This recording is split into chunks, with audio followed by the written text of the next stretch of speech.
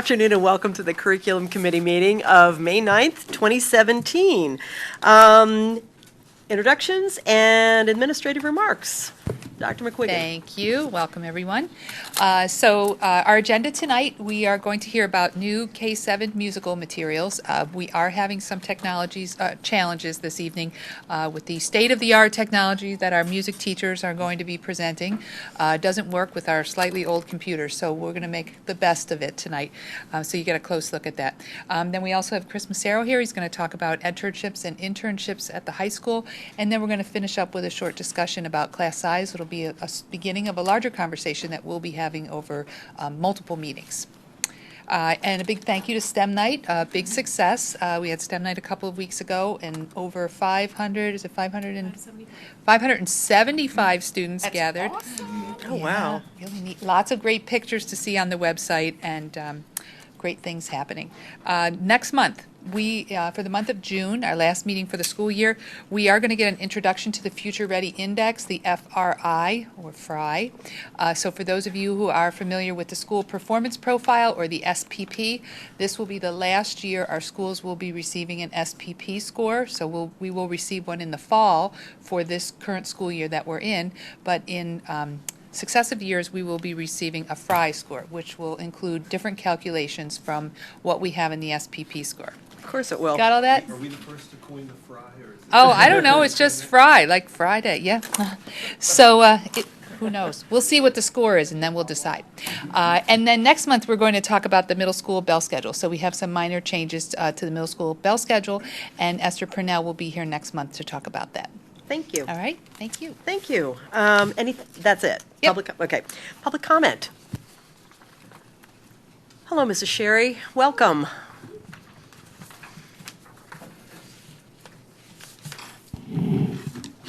Good afternoon, Judy Sherry, Governor's Circle in Town Square. I have a question still from the January minutes, which I asked about what kind of contact, like tackling or not tackling, is permitted at RMS football practice, and I guess the high school football practice. I don't know if there was ever a response to that, but someone should know that. Or maybe, did you go over that? Yeah. I did go over that in a meeting. I'll see if I can pull it out. I think you. I pasted it into the administrative remarks. But the middle school and the high school use the same guidelines. But I'll dig it out again. And if you can just give me the month, I can look for it myself. Thank you. All right. Thank you. And then I know Mandarin was offered last year. I'm wondering if it's running this year. And as I suggested before, would it make sense to introduce it at the middle school level if we expect students to want to continue to take it in the high school? And in December, I asked about the effectiveness of the SAT and ACT boot camps that were promoted by the PTSA in Radnor High School newsletters. And I wondered if the administration has actually evaluated this particular private group in terms of what they're offering our students and how much the PTSA actually earns for this promotion. I still would like to know that. And I do know the answer to that question. It's $20 a student.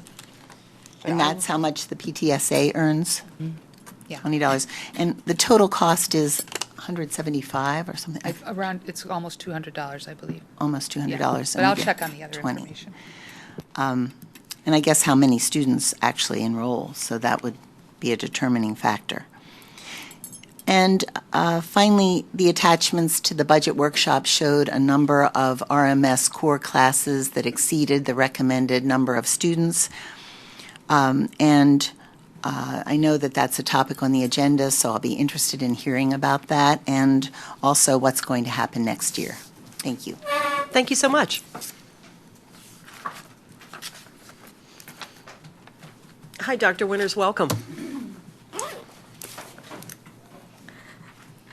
Good afternoon. I also would like to hear more about the class size issue, and I think it's really important, particularly when I was listening to one of the parents at the previous meetings say how large the class sizes were at the elementary level, and particularly when you were, I think it was 4th or 5th grade, and particularly when you're trying to introduce a new math program and things like that, when you're trying to do a lot of new curricular changes and you have large class sizes that are very diverse at the elementary school, because remember, it's not grouped the same way at the middle school and high school. It really is a challenge for teachers to meet the needs of that range of students, particularly when you're putting in new programs that are new to all the students with a range of abilities. So I think when we're trying to do new programming and try to meet the needs of all students, it's important to keep those class sizes at a reasonable level.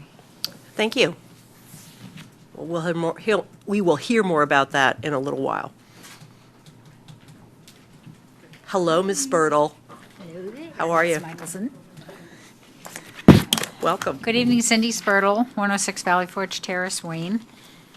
I'm looking forward to the explanation and presentation on the new music program.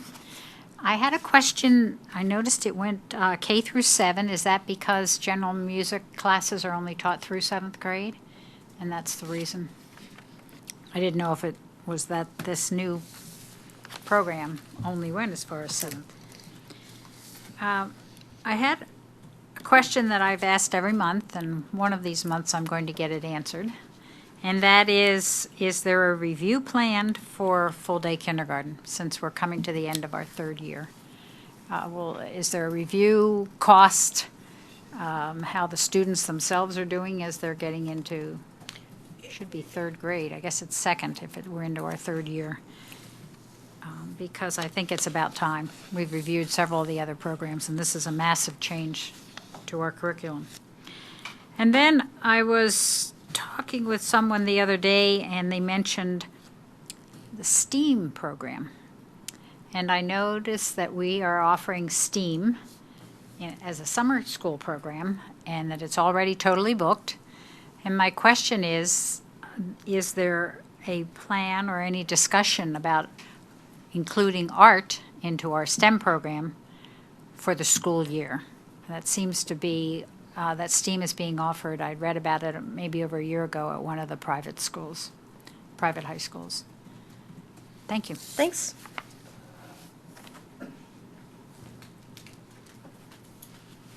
All right. Minutes approval from the April 18th meeting. How are we doing? God bless you. I didn't have any issues with it. No issues? No. All right. Excellent. We're good. Okay, agenda item number 1. Mr. Kearney, you're on. K to 7 music materials adoption. I should say Mr. Kearney and team. Couple of reps. So you're gonna have the camera facing that way? Yeah. You can put the mic on it. You know. Would you like to do the introductions? Thank you, committee. These are 2 members of our music department. This is Ms. Williams and Mr. Reef, who are also general music teachers and part of the committee that went through the adoption process for the K-7 materials we're bringing to you today. That process actually, in some ways, began last year with the music department audit. When we were looking through our materials and looking through our programming, I don't think we noticed because the music teachers knew this already, but we saw that the K through 5 materials were about 15 years old and the 6 and 7 materials were 17 years old. It's one of those things that sort of just hadn't been looked at in a formal way for some time. So one of the recommendations we brought to the committee when we reported out in August was that we wanted to take a look and see what was out there now and see if anything was worth replacing those materials with. So as part of that process, these members of the music department, as well as the other 3 general music teachers, looked around, decided what they thought looked to be the top 2 programs that they saw, realizing that since they last looked at materials, there had been a lot of consolidation in the industry and there weren't a whole lot of choices out there. But we did bring in the representatives from the top 2 choices from the music teachers to present to them. They used an evaluation matrix to rate the different materials that they saw. And as a result of that, interactive music, the materials that we're going to try and show to you a bit today, but also talk about today, were the leading contender. But they wanted to take a little bit more time to investigate more deeply. So we spent some time during in-service days. The teachers spent some time during in-service days looking through trial accounts and demo accounts and seeing what the program had to offer. One of the biggest changes between this program and, for that matter, the other program that they compared it with initially, is that it's an all-digital format for the most part. It's a digital presentation with some student materials, but that's a big difference from what we have now, which are just textbooks. A couple other things are, these are aligned with the 2014 National Core Music Standards, which weren't around when the previous adoptions were made, and one of the things that we've been working towards aligning our curriculum with over the last several years, and our common assessments for that matter as well. So I'm going to try and show you, just for the sake of navigating here, show you a couple of the features, the online features that I think the music teachers particularly like. They can talk about what it means for them and their students in their classroom. They can talk about anything else that they've seen from the program and what they liked about it, and answer any questions that you might have. So as was said earlier, this seems to work on my computer. It does work in their classroom computers, but the machine we have in this room is a little old and doesn't seem to be able to show the up-to-date materials that are here. So we're going to try and turn this around and listen and do the best that we can. The good thing is the two of them conduct their students in a lot of different ways, and they're used to improvising as necessary. So.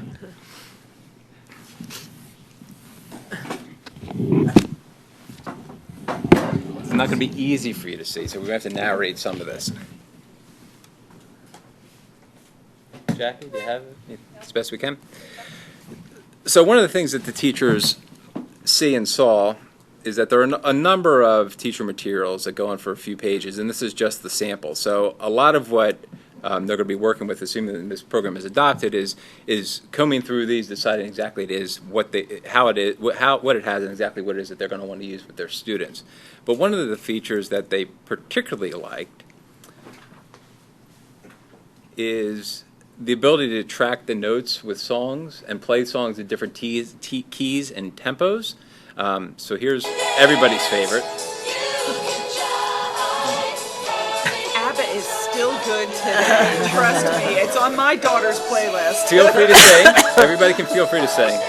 So that comes from a 7th grade textbook. Okay. Textbook from the program. That's now a textbook song. Amazing. There you go. History. We're updating our curriculum into the Okay. 70s.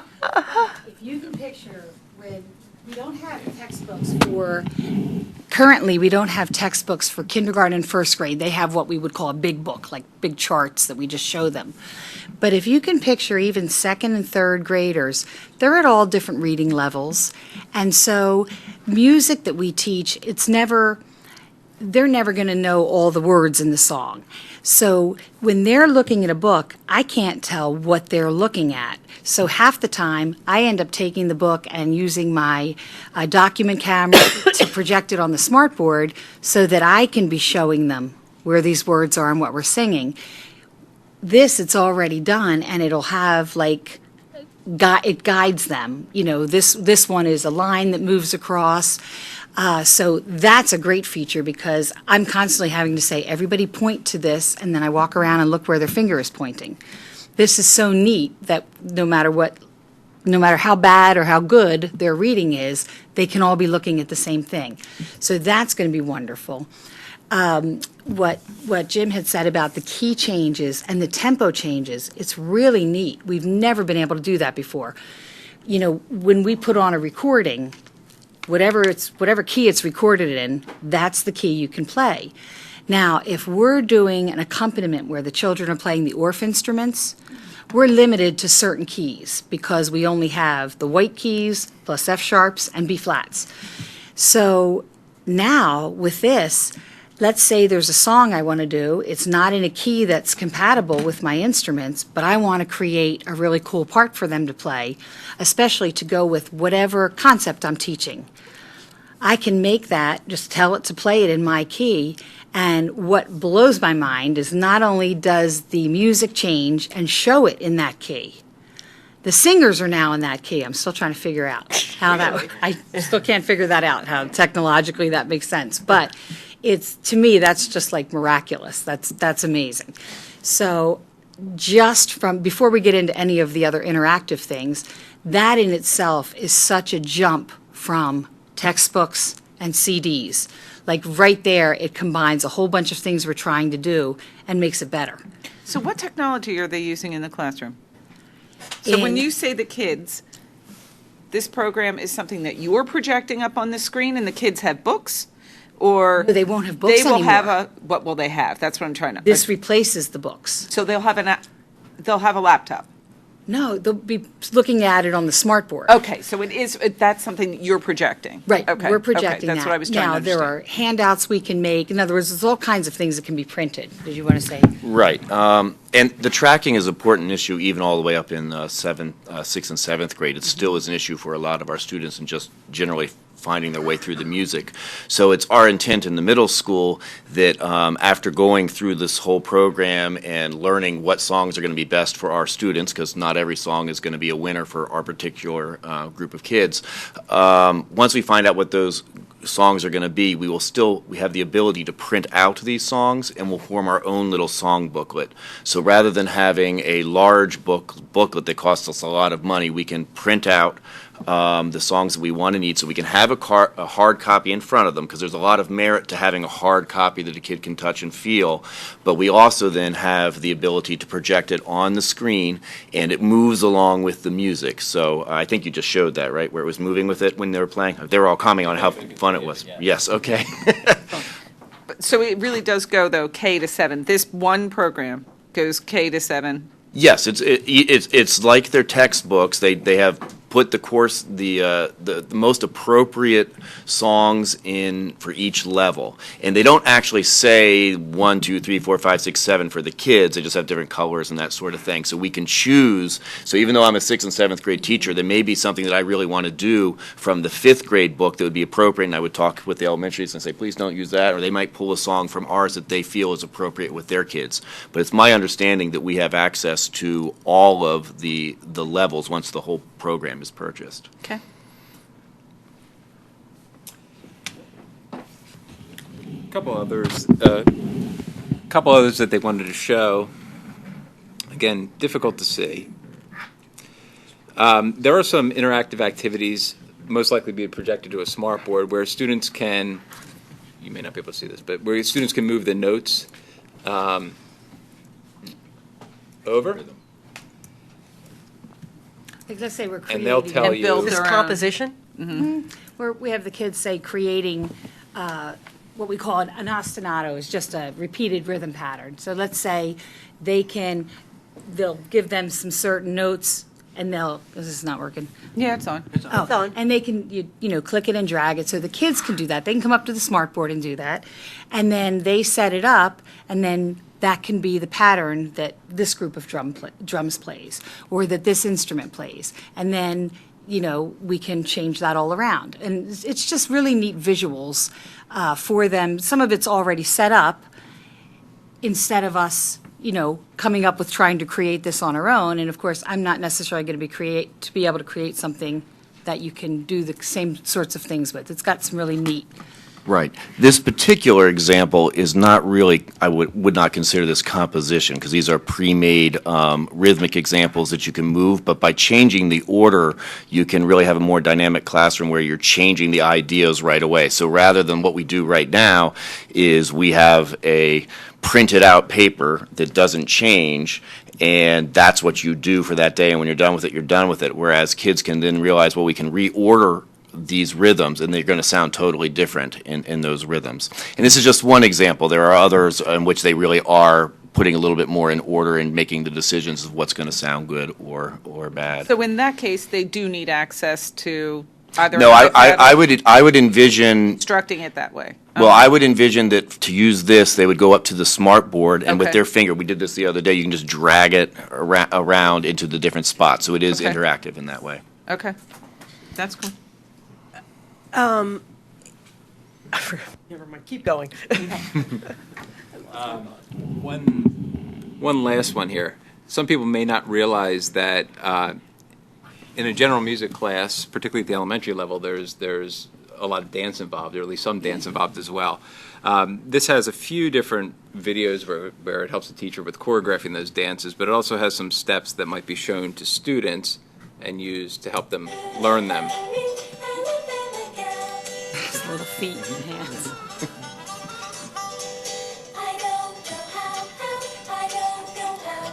Should speak to this one. It is a really neat visual. So, yeah, we all agree that Michelle should speak to this one. Board members who could demonstrate them. We could do that. Well, kindergartners and first graders especially dance in every music class. First of all, they're in there for 50 minutes. That's a long time for 5-year-olds to be in music class, so we always dance. But it is really neat because they can do some pretty complex dances. It's folk dancing that we do with them. But that's a really neat way to show them, like I was telling David, some of the things that we do now where we have them use their fingers and demonstrate. So this is just a really neat kind of animation of how their feet would be. And it's, believe it or not, it's not like you look at it and you go, oh, that looks so funny when it's going around. But when you're having them try this, and then they can look up and see the feet doing that, it's just another way of reaching them. You know, they're doing it, they're seeing it. It's a really cool feature that we all it spoke to all of us. So my question is about professional development and the ability and interest and enthusiasm of the entire district department for this software. Well, there's just 3 of us at the elementary school. Okay. And then 2 of us at the middle At school. the middle school. So So 5. And we are all on board. And we're all on We are board? totally Okay. on board. It was It pretty much, doesn't it was a involve- unanimous decision that when we looked at the top 2, and as Jim was saying, that publishers have merged together, because when I was an undergrad, I think there's like 4 or 5 companies involved in this particular one that have all merged. They used to all have their own separate programs. Even when we bought the textbooks that we are currently using, they were not that way. And what that has allowed is that the pieces that are in this program are pretty much a collection of the best of each one of those publishers put together. Because you used to be like, oh, I really like this song over in Pearson, and I like this one in Silver Burdette, but you couldn't have them all in one book. But now, when you look through the textbook that we have here, we have some really great multicultural songs. They've got when they're in the different foreign languages, whether it's Korean, which I clearly don't speak, they've got native speakers who have the recordings that you can listen to in slow motion, and they can have the kids sing back and really learn it. So it's a more authentic experience. And we're not going to be using a lot of the material that's here because there's just so much of it and the time that we have to teach it, but it really allows us to pick from it and get some real gems that we'll be using year after year. Because with the current textbooks, at least in the 6th and 7th grade, this is less true for the elementary school, but for the middle school, there aren't a whole lot of good songs in the books that we are currently using. So I have 17-year-old books, and we probably use about 10 songs out of the book that we have. So many of those songs are in pristine condition, and then you come to the 10 songs that the kids absolutely love, and they're ripped and have mustaches on them, and they're in awful condition. So we are definitely in need of new materials for the kids, and I think having something that is visual and allows me to walk around the room instead of being tied totally to the piano, although a lot of my instruction will still be taking place there because live performance is still the way to go. I don't just want recordings, but it's a great way to at least initially teach some of these songs. So question about the elementary schools. Do you guys all, obviously my experience is Radnor Elementary, do all 3 elementary schools kind of teach the same thing? Are you guys all pretty well aligned building to building, or is there a whole lot more freedom there? There's freedom in that there's many different songs I can use to teach a certain concept. Tara, who's at Wayne, and Beth, who is at Ithan, all 3 of us, we're more aligned than in the past because we all have experience with the ORF methodology. We all kind of have a very similar mindset, and then we share a lot. So we do more collaboration than ever took place before because we think more similarly. So when we get together, if I have something that works great, I'll say to them, have you tried this yet? In fact, today I just said something to Beth Hacker about, oh my gosh, I'm doing Hakkyojang with second grade. She goes, I'm doing that this week too. And it's a coincidence that we're both doing this beautiful Korean song. But we have the same mindset. On the other hand, if you would like to schedule music every day for every child, I would never run out of activities with these books. So that's why and that's going to be with the current books I have even now, where we use so many supplemental activities that if instead of once a week I saw them every day, I would never run out of material. There is so much material to use. And I can't say, oh, we'll save some money, I'll just buy the part of it that I need. That wouldn't happen. But they do. It's a really rich resource.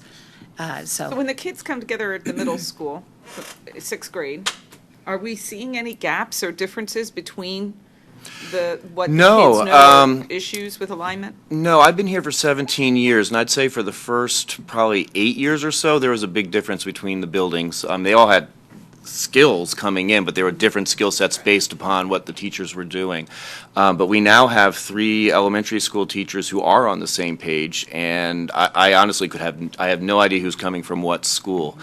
And of course, here at the middle school, since we have the 2 teachers in the same building, we are on the same page on the same day. We are, like today, I was able to pass 2 of my students to my other teacher who's in another room because those kids were absent the other day for testing and stuff like that. So they were able to get the lesson that I gave the day before. And so it works out really well. So Okay. yes, we and are so aligned. I'm assuming that this new program will enhance that. It will. For example, we all teach the same rhythms. First graders need to know paired eighth notes, quarter rests. But there's hundreds of activities that we can use to teach it, to reinforce it, to experience it. But we have our curriculum. In other words, all the 3rd graders are playing the recorder. They're all learning the same notes, but we may have different supplemental activities that we use, even though we have one recorder book. So. I think this is really exciting. I'm thrilled that you found this, that you brought this to us. And I think because this will touch every single student in Radnor that is true. for 7 years, this is an absolute bargain. So I love it. Well, 8 Thank years, you. right? Yeah, 8 years It goes up actually, to kindergarten. 7th grade. Right, Go to 7, thank yeah. you. Thank you. Yeah. Actually, 8 years, so. I have a couple questions. Since it's digital, does it get updated regularly, or is it like buying a textbook, like you get the 2017 version? I don't think it gets updated regularly. I know that they have been developing some things, and even over the past year, as we've been looking at that, the Pearson has emailed me with here's some updates to the program. So I think they do make updates to it, but I wouldn't say that it's constantly being updated. But you would have access to whatever updates occur during the course of the time that we have the license I anticipate without, it's not fee-based, is it? it's Or- not fee-based. No. Okay. So I'm thinking, the last programs you had 15 years and 17 years, and if we happen to be able to stretch it out that long with this version, and maybe if personal devices come down in price, do you see, if money is not an object, a place to use personal devices like iPads in your classrooms with this, or is Before they answer that, I do want to clarify, this is a 7-year license, so we wouldn't be able to stretch it out for Okay. 15 or 17 years. interesting? Yeah. So you're cut off after 7 years? Yeah, you'd have to renew. Right. So by that point, we would have gone through another audit of the music program, taken a look at what our curriculum is, what our needs are, what else might be out there, and could decide to continue with something like this or discontinue something like that. I don't think we want to not look could at all have music it for totally 17 years. Like, we would want to look at it. And is before. 7 years Yeah. like the standard among what you've been looking at? Pretty typical. In fact, 6 or 7 years, oftentimes is where it's 6 it starts at 6, and then this one we decided 7 would make more sense. And is there a renewal, or is the renewal another 7 years? Is there an extension in renewals? You could, So annually or whatever? you could do that. They would sell you an annual subscription, but it gets cheaper the more year, per Well, year, sure. more years you buy. But just we wanted we to could know. adopt for just 1 year if we needed to. Bless you. Right, so in the event we don't do the review on time or whatever, it gives you some ability to have some flexibility. I don't even know if there are other options that are not All right. Uh, Last internet-based question. and digital. What is ORF methodology? Oh, I knew. Because There you we have go. elementary kids, right? Yes. When you see them with the big xylophones, well, they're small, there's big ones, and we use them so that the kids can actually play beautiful harmonies and accompaniments as they're either singing, or sometimes one group is playing the recorder and the other kids are playing the instruments. Orff is a German composer. He's most famous for opera. The Carmina Burana is one of his most famous pieces, but he was a music educator. And he sort of it was very innovative. And Beth and Tara and I, the three of us, went to a National Orff Convention. I said, it's been a long time since I was at an Orff convention, because I'm not sure either of them were born, let alone teaching. But anyway, it was wonderful. It was in Atlantic City. And it's just using dance, movement, speech, creativity, instrument playing, recorder singing. It's about as whole and using everything all together as you can get. I mean, there are other methodologies, and none of us are like purists as some of the people that we met were, but we're a little bit more eclectic, but we all really, we've taken the classes, we're very on board with the way of teaching, so. Thank you. I just had one last question. Susan asked it, but I don't think I heard the answer, or maybe I missed it. Professional development across, I know there's only 5 of you, but what's the plan for that? So actually, starting next week, there's an in-service day. There are some virtual professional development that Pearson provides free of charge, so they're going to have an opportunity to take a look at that. But also, with this price is included a half day of professional development on site with a Pearson trainer.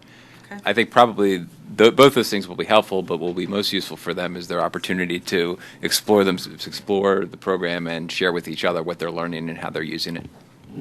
Thank you. Thank you. Thank you. So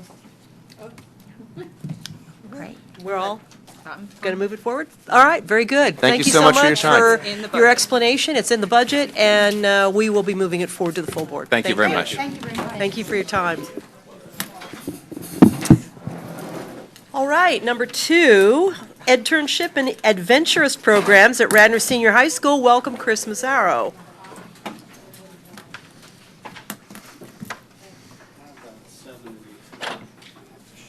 Thank you.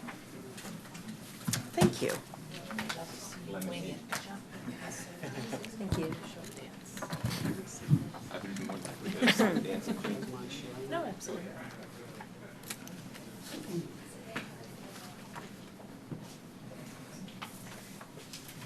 Thank you for having me. Oh, push it button. Sorry, Thank you. does that work? Yes. So just as an introduction, my name's Chris Massaro. I'm a Radnor dad. I'm a Radnor alum. I was before the board in August of 13, and the first sheet on the packet I gave you was what I was here to talk about, which was a concept to create this Radnor Center of Excellence at the high school. It was intended to use an on-campus resource to help students with college guidance, career guidance at an early age, to help with college decisions and hopefully career aspirations. We came before the board to talk about we were going to raise the money. It was over $500,000 to build this. Very complicated. I met with a bunch of people. And then I met with one of our Hall of Fame members, Tish Emerson, and she said, you have so much passion for this. Why do you need a building? Why don't you just start providing the service that you intend for the students? So taking her advice, we started an internship program, and it was funded by REF. I'm a former board member of REF and a trustee. I really deal with alumni activities at this point. So we started a program. There's 2 solicitations in the packet. So in 2014, we sent out an advertisement to the high school students if they were interested in getting an internship for the summer, that they should apply. So the first year, the statistics we had, we placed 9 students. We didn't realize how much work that was going to be. So the 9 might not be that impressive, but it was a lot of work and there was a lot of impact. So we also sent out solicitations to Radnor parents, to Radnor businesses, for the purposes of if you could provide an internship, we would be interested. So this other flyer is the first year, and there's various students and various internships, and we found that it was very successful. Everything from working in a restaurant, working for an accounting firm. We had kids go to Africa for a medical mission. These were either a shadowing opportunity to a full-time internship. So the intention was to really give the students something that was kind of a leg up and some real-life experience as they progressed. So we're up to, this is our fourth year, so we placed 9 the first year, we got up to 20 the second year, we got 25 last year, and then we're on target to get another 25 students placed this year. One of the, also there's a letter from one of our students, and I think Lauren's experience is a real testament to what we've been able to accomplish. So she was a Radnor student that was working in a restaurant, and she said, I have such a passion for a restaurant, but I want to work in a real restaurant with professional chefs. And so Belrose, which is one of the pictures on there, she worked for them in the summer. Great experience. She declared her major in the restaurant industry, went to Charleston. So she wrote that letter because she's really progressed, and she works for one of the well-known caterers down there, and she's obviously going to, at some point, open her own restaurant when she graduates. I think she graduates next year. So that would be a real perfect example of the impact of the program. So that's a follow-up on the internship program, just to give you guys an understanding of what we're doing. We use the guidance office, so we work really closely with guidance, which has been great. We're looking to expand it each year and probably get more people involved. We need more arms and legs to make the program grow. It's not a financial issue. We really don't use very much money. We had the initial $5,000 grant. We still have money left in it from 2014. We raise money through all class reunions. That's our primary fundraiser. So we have about 450 people come. It's every odd year, so it's the home LM game. We have it at the Radnor Financial Center, and those funds go to these types of activities. One of the things I thought was missing from the program was something from an entrepreneurship side of it. I've never really had a job in a big company. I've always been a business owner my whole life, and I always thought that there's probably students out there that either had a business or a business concept or an idea for a business, and why not catch them in high school? So this guy in the back introduced me, Dr. Stevenson introduced me to a gentleman, Mark Greenberg, who had a program that his company had created a module for high school students to bring a product forward, a business concept, and then work through a process to bring it to market. So think a Shark Tank, but over a process of bringing that product to the market. It's a 8-week program. We have 6 groups, either a single student or they participate in a group. They meet 3 times a week after school. One of our teachers, Todd Miller, is the one who delivers the curriculum. And one of the most powerful parts of it is we match them up with mentors. So these are Radnor parents that have either been in business or good with kids, and they meet with them once a week. And I have to tell you that I think the students are getting a lot out of it, but the mentors are calling me and telling me how excited they are and how much fun they're having with the program. So next week, they're all going to be submitting their idea to the World Series of Entrepreneurship. So they did a presentation. They're doing a presentation for us Friday in preparation, and then they'll go to this competition next week. And I'm just really amazed at some of the students we have in this school. I'm working with one group, and he's only a sophomore, and he's got a phenomenal idea, and he works real hard and doesn't take no for an answer, and he's going to be successful for sure. That's what I love about this program, because we have a 9th grader, we have a senior. I think we have every grade represented. I think this is something you could even do for middle school kids. It's about that process of kind of going through it and then presenting it and getting in front of people and failing and learning how to redo it. And I have high hopes for that program. So those are the 2 programs that we have going in parallel. Wow, thank you. Yeah, thank you. Do we still have the Young Business Leader Club at the high school? Yeah, Future Business Leader. We do. So do we tie in, is that at all tied in terms of? I don't. Not really? No. Chris, you're 25 students. How much demand, is that as many as is there demand, do you have demand for 30 or 40, or how is that Yeah, against? we had 30 applicants. The last 2 years, we've had 30 applicants, so a couple drop out or they apply offline somewhere else. Okay. So that's where we end up getting that number. I think as more kids get into it, and most of them are juniors, and then as they tell people about their experiences or more parents find out, I think that'll grow. It's a lot to match those people up, to match those students up with businesses. I'm amazed that Conestoga does it. I know that they have a full senior program. How they do it, it's got to be a big task. Yeah, and that's their senior year activity, right? That's like Yeah. a half year. They Yeah. don't go to school after. After AP exams. Yeah, Right. interesting. So I think they probably put most of the onus on the student to do all the work of Yeah. finding it. And Yeah. so we interview the student. We try to get an idea of what they're interested in. Some students, as you can recall, don't have much of an idea of what they want to do. They'll mention what they're good at in school, and that could be a trigger to an interest. Or some are very focused on what they want to do. So that gives us an idea of what to go out after. So we have some businesses that have participated every year. We have some that we have to go and knock on the door and say, would you be interested in participating? So that's how the program will grow.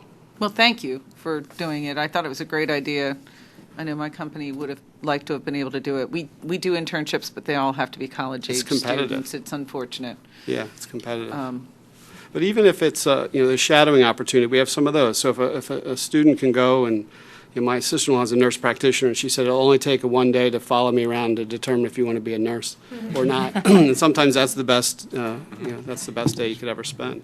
So are the students, like they're self-selected, they come forward and apply? We That's advertise through multiple channels at the high school, and then they apply during about 3-week period that we collect the applications, then we interview each one of them.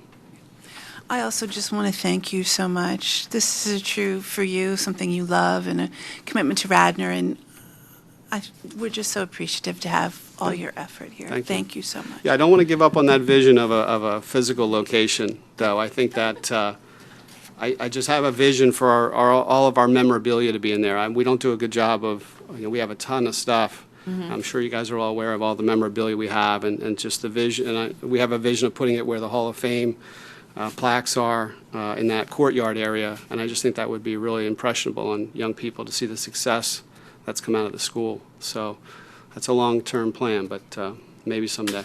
Is there a website? We advertise everything on the high school website. There's an alumni section that we advertise and post things. What's the difference between an edternship and an internship? So REF coined it Edternship, educational internship. Meaning? It's just part of the educational So program. same thing? Same thing. Thank you. And you mentioned you're getting cooperation from our guidance counselors. Is there other, are there other things apart from the physical building that you're interested in that you have interest in further cooperation from the school district or from the high school for any of this? Well, one of the thoughts, when Leo was still here, he had talked about there's the expansion and that perhaps we could find some space in the guidance office. I think it's a perfect fit for us. When we go there, we meet with the students, we meet with them in guidance. I see. So if there was something that we had a physical space where we could present something, materials, there's an easel with a board that shows the program there now. But I would say that would be maybe something that would be in between, that would be helpful. Okay. Sounds like Y Combinator. Is that something you're familiar with? No, I'm not. It's out in the West Coast. They incubate small tech businesses. And anyway, it just sounds excellent. Thank you so much for your time and your commitment to our students and their success. I wish I had known about this, or I wish it had been available a little earlier. It's great. Thank you so much. Sure. Yeah, I'd just like to echo that as well. Very impressive. So thank you, Chris, for all that you're doing and the other alumni to make this possible for our students. And let's keep the dialogue going. It's really, there's some exciting opportunities to grow as well. So thank you for all you're doing. Do we, because I'm sure, like you said, you're still looking for other businesses to get involved. Can we use Rad TV to do some advertising? Certainly. Either for the students, but more so for the businesses or alumni? Yeah. Yes. So Michael Petitti's been really helpful. He has done. We've gotten some press. We try each year to get pictures, as you've seen, pictures of the students with the businesses to get the word out. But it is during that period where we've interviewed students and we have an idea what they want to do, or a general idea of where we want to go with it. That would be when we'd want to hit businesses up. So it's March, April time frame. Do you have a relationship with the Delco Chamber of Commerce? We've met with the Wayne Business Association, but that's primarily it. Okay. Well, thank you Thank so you very much for your time and for the information. This is great. Very you. good. Appreciate it. All right, number 3, Okay, so we have Dr. just McQuiggan. Just and- a few, well, and Mr. Batchelor's going to join us as well Yes. in this conversation. So we have a few minutes left to begin our conversation about class size. I brought up our 1990-1991 document as a refresher. Mr. Barczyk actually offered to type it for me, and I said, no, there's just so much history behind this photocopied piece of paper that we all take a look at. So just as a refresher, right now, our class size recommendations include K to 3, preferably below 20, and our goal is no higher than 21. At 4th and 5th grade, we increased that to 22 with a goal of being no higher than 25. And then once we reach the middle school, we're targeting an average of 22, and again, no higher than 25. And in grades 9 through 12, it changes a little bit because, as you know, the scheduling model is a little bit different. We're looking for a minimum of 15 to 1 student-teacher ratio to run a course, and targeting an average of 22 and a maximum of 28. As you know from the report you received last week or 2 weeks ago, it was, we're doing a great job targeting these numbers in the elementary level and also at the high school level, and we still have a little bit of work left to do at the middle school level, which we're going to be working on between now and, of course, the completion of the scheduling timeline. Great, thank you. Sure. Thank you. Yeah, thank you, Maureen, and thank you for. I laughed as you put up the slide, and I thought, oh my goodness, and then your explanation. I appreciate it. I think that my understanding with the class sizes also has been, as in any district, over the years. I mean, this has been a guideline in 1990-91, and the board has continuously, and administration looks at this each year as we're developing our programs. And depending what's going on that particular year, probably depends on how that guideline is followed that particular year. I'm sure there are different changes over the years, or budgetary constraints, or different initiatives that have impacted it, for the better, or impacted it for the worse over the years as well. When we looked at our class sizes at the last board meeting and during the budget work session, I emphasized that we want to start this practice every year, that every year we sit down and we have the opportunity, both as a school board and administration, but also with our community, to share, here are our class sizes, here's what we're looking at. And I think that was a good foundational activity that we want to continue to do each year. One of the pieces that we realized as we did that was that we have, and I think as Maureen summed up, we have very good class sizes at the elementary. We have very good class sizes at the high school. Yes, there's some nuance and certain sections each year that move up and down at the high school and that we try to monitor and watch. At the elementary level, we believe we're right on with the guideline. There was one question, I think it was a parent who came forward about the 4th grade, particularly at Ithen, where we are exceeding our guideline. Actually, the actual classes don't exceed our guideline. The 4th grade classes at Ithen are at 25, 25, and 24. But we do have an intermediate unit program that has Radnor students. They actually happen to be, there are Radnor students, and in that program, we do have two students that push into each one of those classes for just 60 minutes a day. So for 60 minutes a day, those classes that are at 25, 25, and 24 do go up by 2 students for 60 minutes. It's one day for science, and the next day it's social studies, alternates the subject area, but it's just 60 minutes a day in the classroom. They also do push in for specials. So when they go to art or physical education, those students are also with them. When those 2 students push into those classrooms, there is an adult with them also. So in each of those examples, two students, when they go into the classroom, there's an adult there for those 60 minutes as well, whether it's a personal aid or a special ed support. There's someone there. So there has been a decision that we can manage that, and that has been a decision that we have made throughout the year based on that timing. So while we do recognize that concern there, we do believe that we're managing that and can manage that with that support. When we looked at our class sizes, we saw that our middle school is not in line with what we're, our practice at our elementary and high school, where we looked, we felt very comfortable where the class sizes are with our guideline. There are concerns with our middle school with some of those larger classes. Why is that? I think there are many layers to the onion on why that is.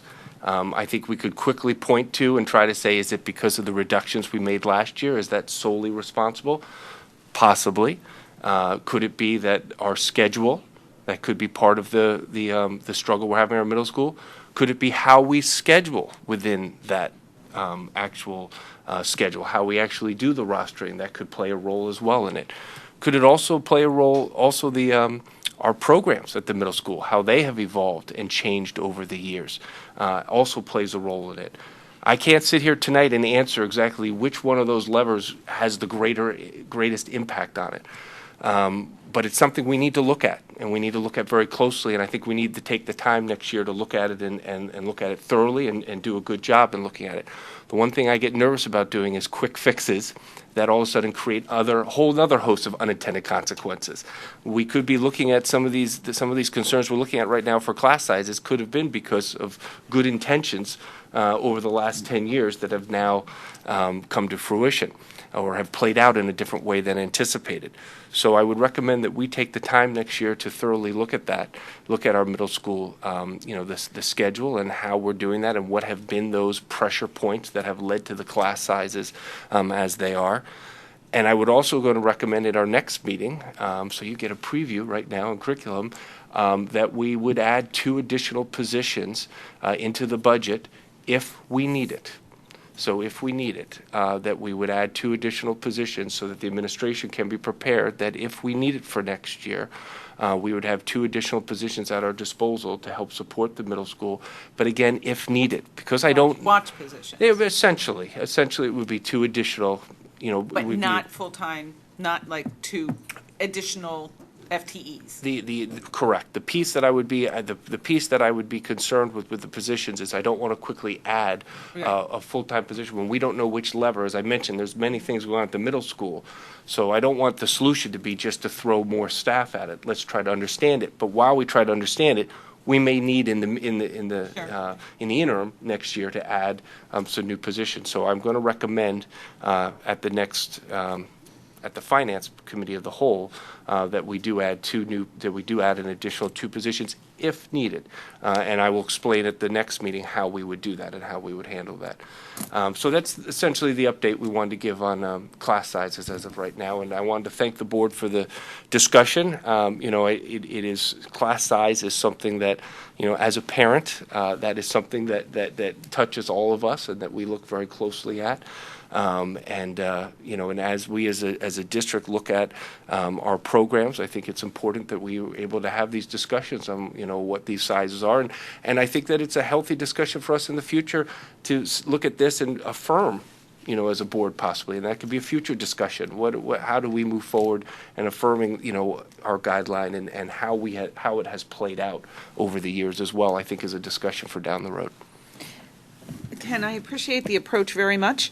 One question, though, in terms of setting expectations, yes, for the year and doing the work, is that going to be something that you're leading up? Is it something that we're going to ask Dr. McQuiggan to lead up? Or have you given that thought yet in terms of how that evaluation is going to happen at the middle school?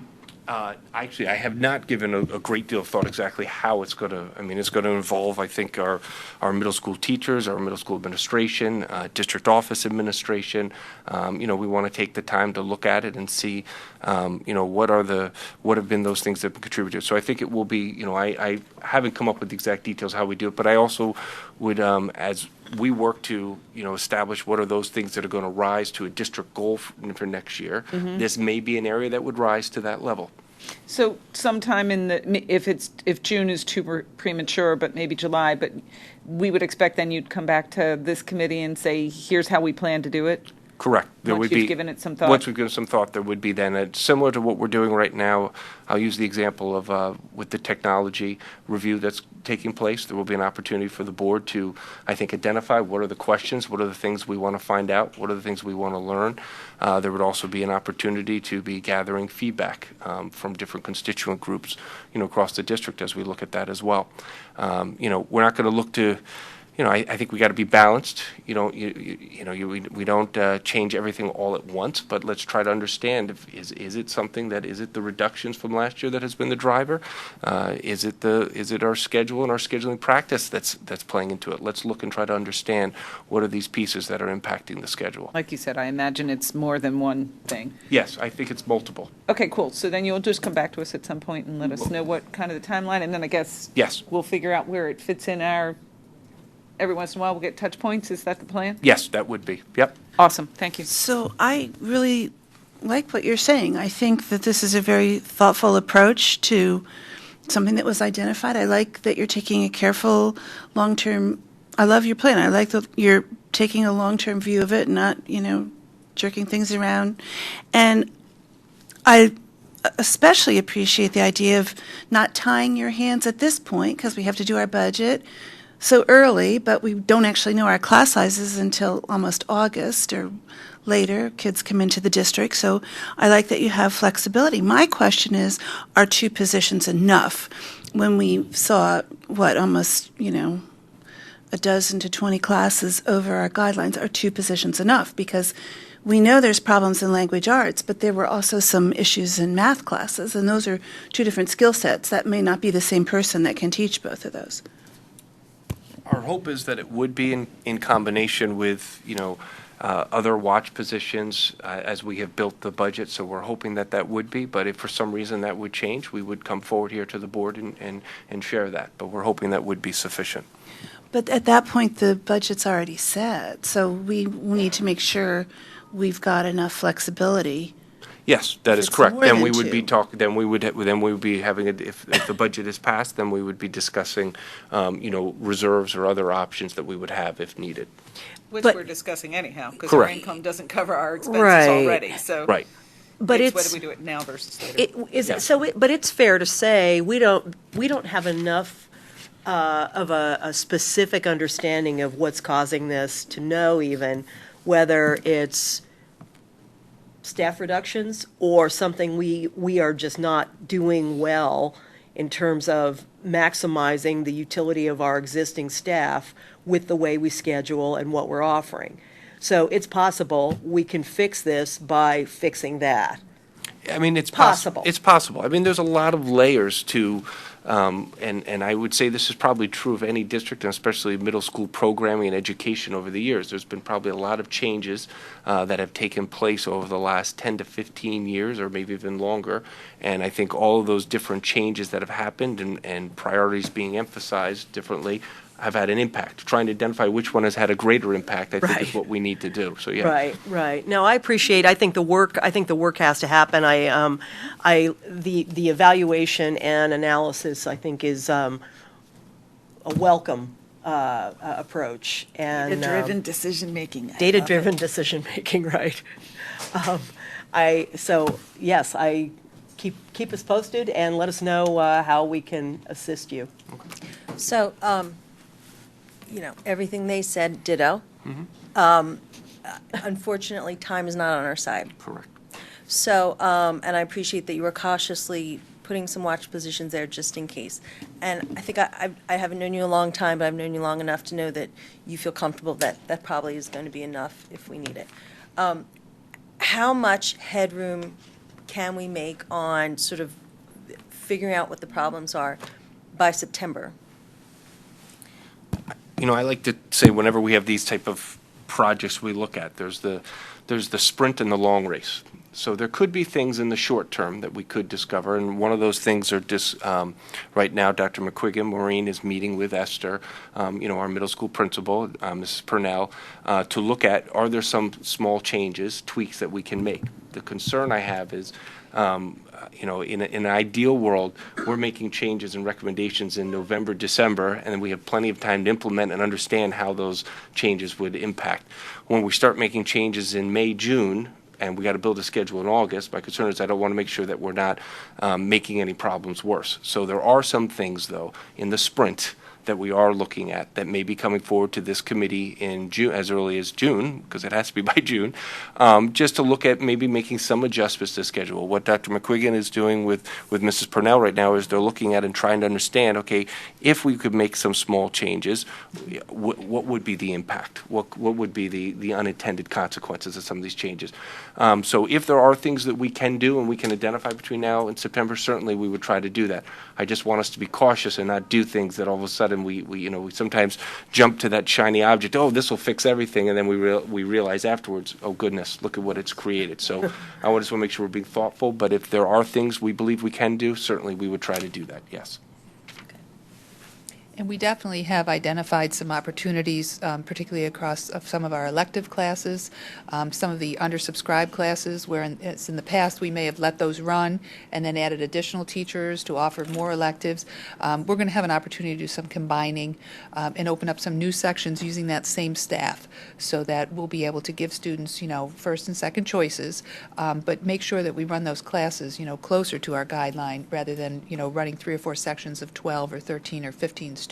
Right. So we can really get some economy of scale there, and I think the more we move into looking at those specifics, the more we're going to be able to uncover some of those easy opportunities that we can take advantage of for September.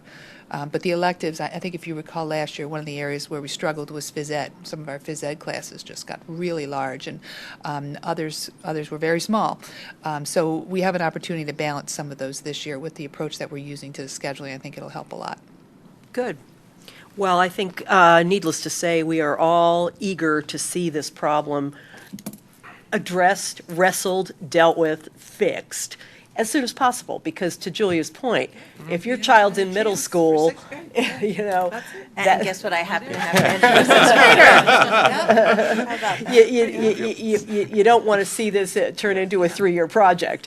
So I know that that's not the intent here.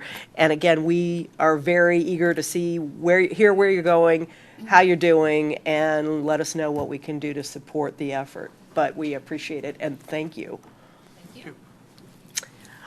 All right. I know we're done the agenda, but can I make a request? Because I think I brought it up at the last meeting, and I don't know if it did or didn't get on the radar. And actually, Mrs. Spurtle brought it up again today. So after Dr. Murray was done her presentation last week, I had hoped that last month, I think we mentioned that was a really good model of looking back and what we've learned over the implementation of a program. And I had asked if we could do the same thing for full-day kindergarten. We have not done it. We should do it, and I think we could learn from it. And I'm asking, where does that fit? One of the things, and we've had to, as a board, to try to schedule time and reschedule that time. I think one of the things we need to is to set up how we want to identify what are those district goals that we want to have next year, and some things will rise to a district goal, some things won't, some things are still things that we will do, and I think we need to identify what are those areas that we want to review. We can't review everything all at once, so I think that particular one is one of those items that I think we need to discuss. Is it one of the areas that we would want to have a review next year, or what is the plan?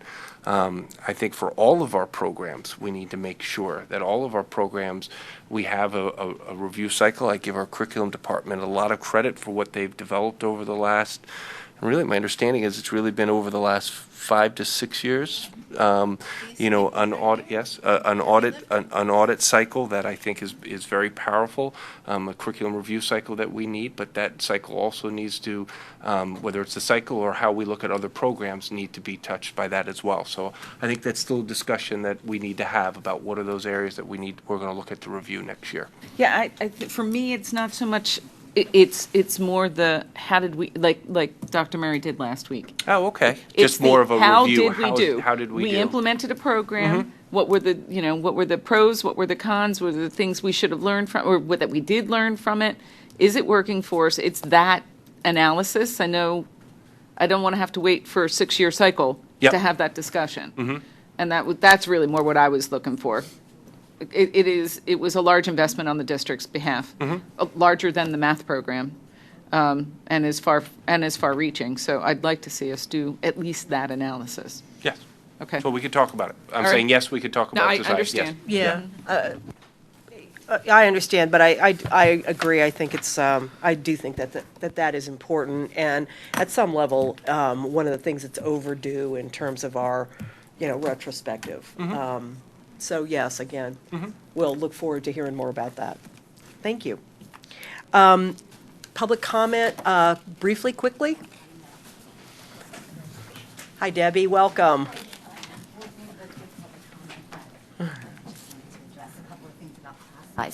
And I'm really happy that, Mr. Batchelor, that you're looking at this and trying to find solutions. I'm so glad to hear that. I think it's no coincidence, though, that some teachers were let go from the middle school and class sizes went up. Just makes sense. Okay, so one of my concerns is that the data showing student growth may not be out until after the students start. And if those cuts from last year show that affected the students' growth, what can you do at that point? Is it too late to switch things around, to put teachers back? You don't have to answer that, but think about it. Okay? Thank you. Thank you.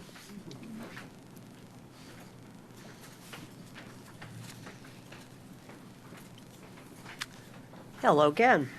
Hello again. I appreciate your consideration of class size. I would hope we would have the data before spring next year, so we know the class sizes perhaps in September instead of in May. And also, I would appreciate the consideration of the words that I know are very powerful, and I heard it at the board meeting and also tonight about our ability to manage.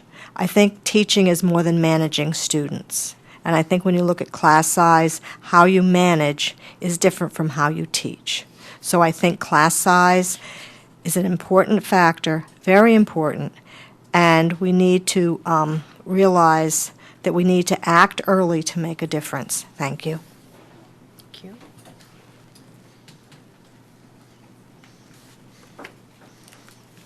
Hi again, Judy. Hi. On the district's website today, when I looked for additional things on the meetings, there is a U.S. News and World Report article posted that lists Radnor High School number 6 in the state, great accomplishment in 2017. Conestoga is number 3 in the state. So I spent a little time just trying to evaluate different information about the two schools. And the only thing I'm going to bring up today is the ratio in the high school of students per teacher. So the information that's posted will give you the total number of students and the total number of teachers. And then you just simply divide it and you come up with a ratio. In Radnor, we have a ratio of 13-1. And in Conestoga, the ratio is 17-1. So you look at it and you think, well, is their class size larger? And I guess that's really my question and what may require additional review, because if you thought that our ratio was 13-1, I really doubt if we have most classes that's 13. We don't. So how come our ratio seems to be so good, yet at times our class sizes seem to be so large? And that's an explanation I'd like to hear about. Thank you. Thank you. All right. Oh. We have a public comment by email. Oh, okay. Excellent. It is from Matthew Holtman. Esteemed school board members, I would like to lend my voice in support of the continued effort to maintain smaller class sizes across Radnor schools. I recognize that class size has an important impact on the budget, However, reducing class sizes is one of the simplest and most consistently effective ways to improve student outcomes. There is strong research evidence showing that the benefits of smaller class sizes include higher test scores in math and language, better non-cognitive skills, and even higher earning potential in early adulthood. All Radnor residents benefit from our excellent schools. The draw of high-quality school district is one of the most important reasons for Radnor's high property values and healthy tax base. We should be more careful not to let educational quality erode for the sake of short-term budgetary gains. Thank you for your efforts. Respectfully, Matthew Holtman. Thank you. All right, I think we're done. Meeting adjourned. Thank you all for attending.